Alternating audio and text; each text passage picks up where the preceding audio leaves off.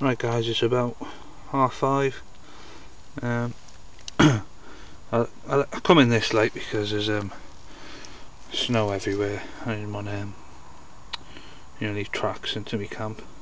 And on the way in there was only deer tracks, so no human footprint. There was a bit of the way, but not up towards my camp. So when I got here, I just confirmed it hasn't been tampered with, so that's good. So got this idea of Fergs. I think this is what he's trying to say anyway. So we'll just stick through the handle and through the edge, and it keeps the lid on. You just push it that way to get it off. As you can see, I've got a grill in there. I've had to cut it down to fit and bend it right at the back. To make sure it gets in there, but it seems to have worked out alright. So it's not going anywhere. So yeah, I've got some pork to go in there in a bit. Got a new bit of kit here as well. It's a pine wood fanny pack, as Yanks call it, bum bag as we call it, but I've turned it into a bit of webbing, because without that harness it doesn't work. I'll do a separate video on that. That's my hunting and fishing kit. Yeah, I'll do a separate video on that because that'll take a while. And I'm set up over here, and I've got a new inflatable pad as well. It's an AirPad 2, expensive bit of kit that, 100 quid. Not too happy with it so far, because what you're meant to do is just blow in this big flap at the end.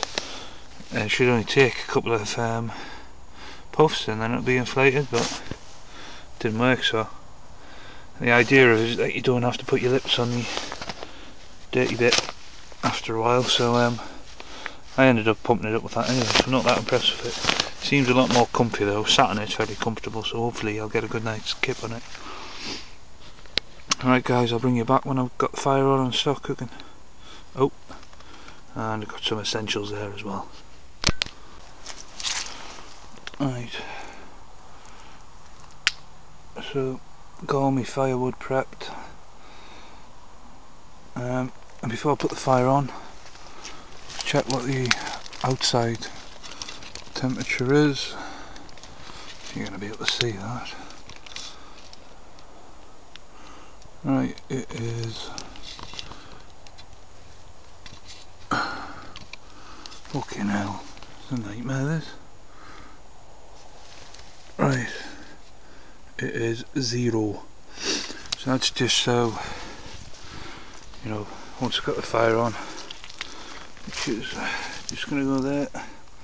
Just got the fire on, we'll see what temperature gets up in that shelter, and then we'll see what temperature gets to in the shelter with the front down. Bear in mind it's only going to get colder as the night goes on as well. So right, I'll bring you back when the fire's going.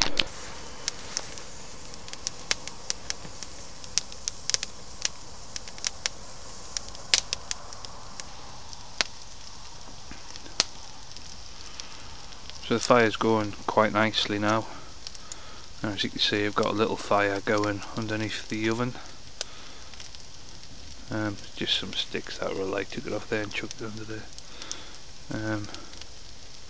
Bit of a pain in the arse, the oven, because obviously the airflow isn't great because it's just one hole, so you have to keep getting up and nursing it, but other than that it's not too bad. But yeah, pain in the arse getting the fire going. See, obviously because of the snow and everything's just damp. Everything I picked up just seemed to have either snow or ice on it, so it was just getting the fire going, drying a lot of it out behind the fire, and then putting it on top. And then eventually build up to that. So it's going quite nicely now. Pork spinning about, should have really kept track, about half an hour. So yeah, give it half an hour more, and then I'll get it out, see what it looks like. It looks alright, I'll tuck in, if not I'll chuck it back in.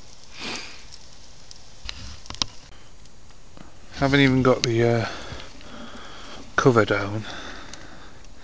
As you can see, that fire's bringing it up to 7 degrees in here, whereas before it was 0, and that's without a reflective backing on there as well. So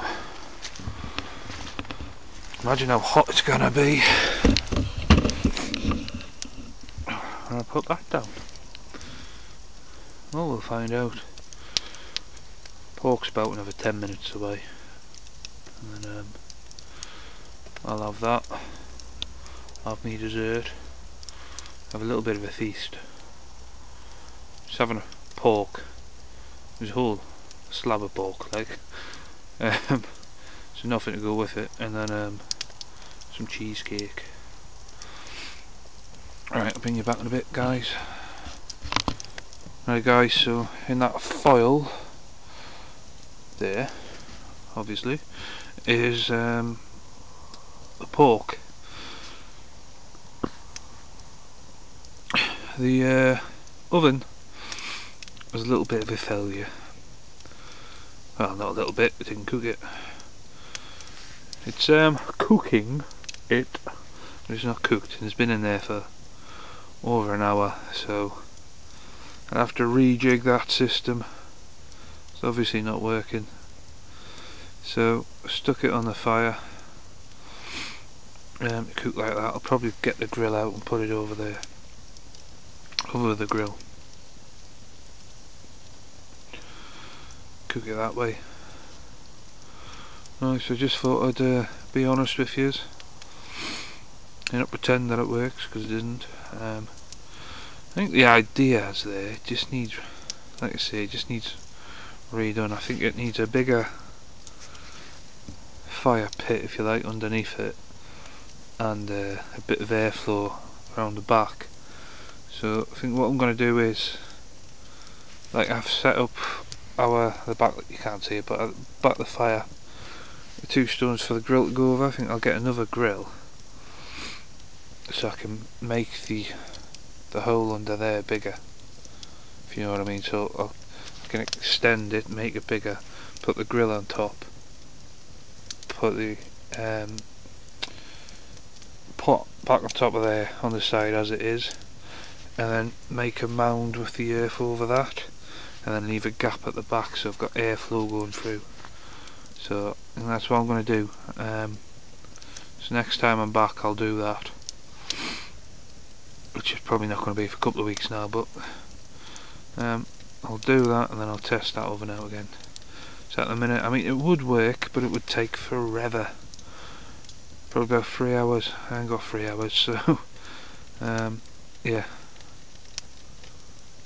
we'll rejig it not next week, probably 2-3 weeks time now actually. So yeah, next time I'm here I'll square it away. Obviously I'll have to buy a new grill as well, and I'll just get a cheap one from Pound Stretcher or something, but yeah, so I'm going to have to stick that under there. We'll get it working. Just a bit of a failure.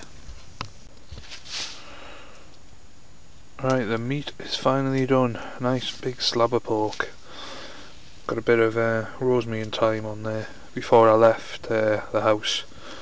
Put a little bit of, smothered it in a little bit of oil, a little bit of herbs, a little bit of salt, and then put it in the foil and bring it out like that. So I'm going to tuck into that, and I'll bring you back later. And there's me dessert. So I'm going to have 2 slices of vanilla cheesecake. Yummy. Right, so smash that down my grid, and I'll bring you back later.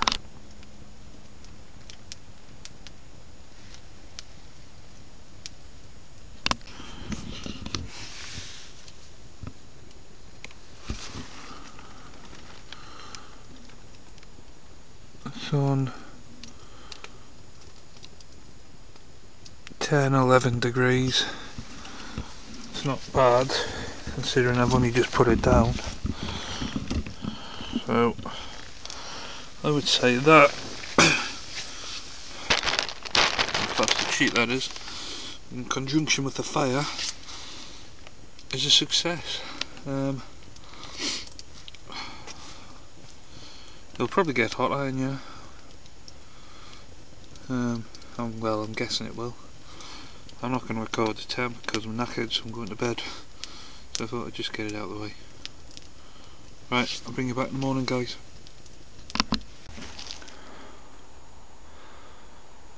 So there's the camp in all its glory in the daylight. You can see you've got the shelter. I rolled the polythene sheet up. Obviously the fire's not on now, but you can see where the fire reflector is. You see my tripod off to the side. Just using that to hang my rubbish. So I didn't bring a pot this time, so I didn't need it. But it'll come in handy for that. It'll come in handy for my other video I'm going to do on my hunting and fishing kit, because I'm going to hang it off that. So yeah, I'll bring you back in a second and give you a closer shot of the fire reflector and pit. So this is the other side of the fire pit, the bit that I stare at all night, because we all like to stare at fire. So there's the fire reflector. So obviously we've got one angled off, one straight bit, and then another one angled off to help reflect it into my shelter. So as you can see, I haven't cleaned up from the fire, but I will do. And then this bit at the back, 2 little mounds of earth underneath. Each one is a rock, and then the earth, the turf is just from where I've dug up the fire pit. Put a slab of that on each one so the rocks don't get too hot and explode. And then across the top I'll have a grill, and the idea is have a fire here, push the coals under there, and then you can cook on there. You can even put a pot on there, but I'm going to keep the tripod as well, because I like the tripod. So in fact it gives me more methods of cooking. And then the oven, like I said to you last night, it didn't exactly work. It would have took bloody ages, so I had to take it out in the end and put it in the embers, and that was fairly quick, to be honest. It was partially cooked in there anyway, so that's probably why it was quick. But yeah, so I had to put it in the fires, in the ember of the fire. And then underneath there, as you can see, I had a fire under there. Problem was airflow, and I don't think it's wide enough. So what I'm going to do next time is just get another grill and make this wider, and then I'm going to lay that across the top, and then that'll allow me to get that width. And then I'll put that on top of that, and then I'll do the mound across the top as I've done there. But this time I'll leave a gap at the back so you've got airflow, or more airflow than currently is, coming all the way through. So the gap at the back will be the same size as the one at the front. You just have to be careful not to push the fire all the way at the back so that doesn't catch on fire. Yeah, the reflector, which should be fine. So once I get the airflow through and a bigger surface to heat underneath there, it should work fine. It's just it would have worked last night, but it would have took ages. So and a lot of wood. So let's put it in the embers of the fire. So yeah, we'll try that again next time. We'll see if that's a failure. Alright, I'll bring you back later.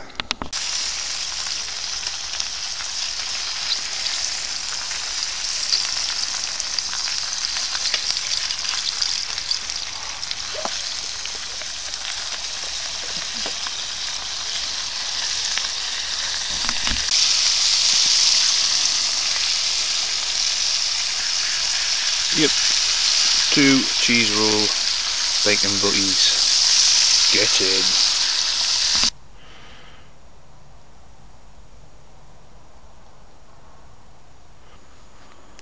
So guys, as you can see, I'm branching off into hammock camping.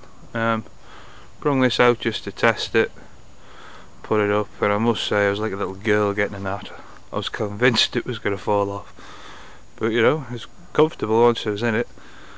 I tell you what I did notice, obviously it didn't have any mat or anything underneath me, but I laid in there for a good 5-10 minutes, just, you know, so till I relaxed.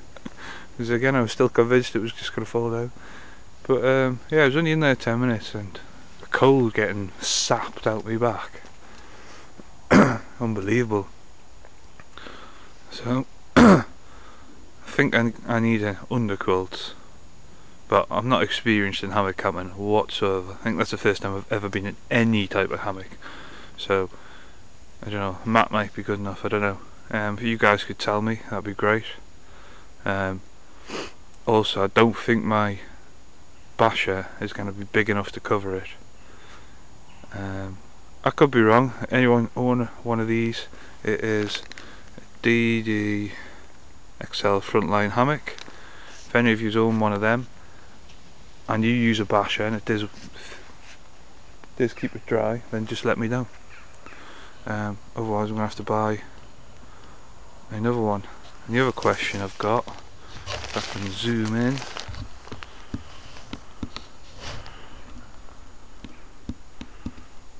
yeah, if you can just make it out there. So my finger, ooh, so just there I've put a knot. Now, is that good enough to stop water trickling down there, or do I need to do something else? Because I don't want to get wet, obviously. So yeah, if you could help me out on them questions. Can I use a DPM Basha? Well, not DPM, any Basha. Can I use a British Army Basha? Is it big enough?